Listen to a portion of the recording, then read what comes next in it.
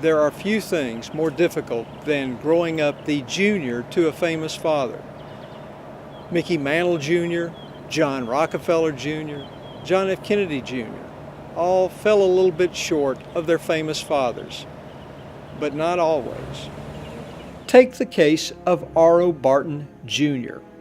First of all, he was the son of Major General Raymond Oscar Barton Sr., who was a bit of a legend. A battle officer in World War I and World War II, he commanded the 4th Infantry Division, leading them from D-Day to the liberation of Paris.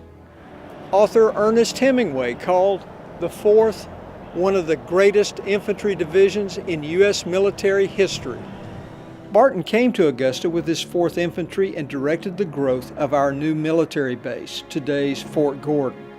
He and his family liked living here, and when he retired, he returned and became very active as Industrial Development Chairman of the Augusta Chamber of Commerce. He sparked the city's first concerted effort to attract industry. He was not only a prominent businessman, but he was active in leadership roles with the Boy Scouts and the Red Cross. When he died in 1963, the Augusta Chronicle editorially said, "Perhaps no other Augustan had, quote, touched the lives of Americans from every segment of society."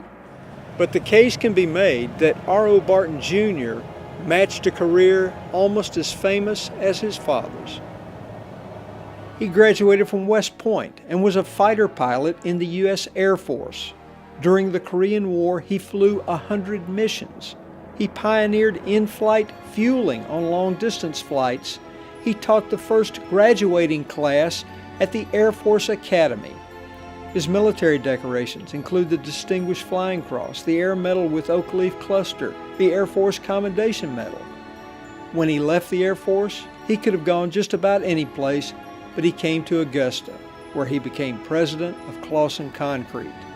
He became director of the Home Builders Association of the CSRA, president of the Augusta Country Club, president of the Augusta Golf Association, director of the Greater Augusta Chamber of Commerce, chairman of the Richmond County Human Relations Commission, and was an executive board member of the Boy Scouts of America. He passed away in 2003, and like his famous father, is buried in Augusta's Westover Cemetery.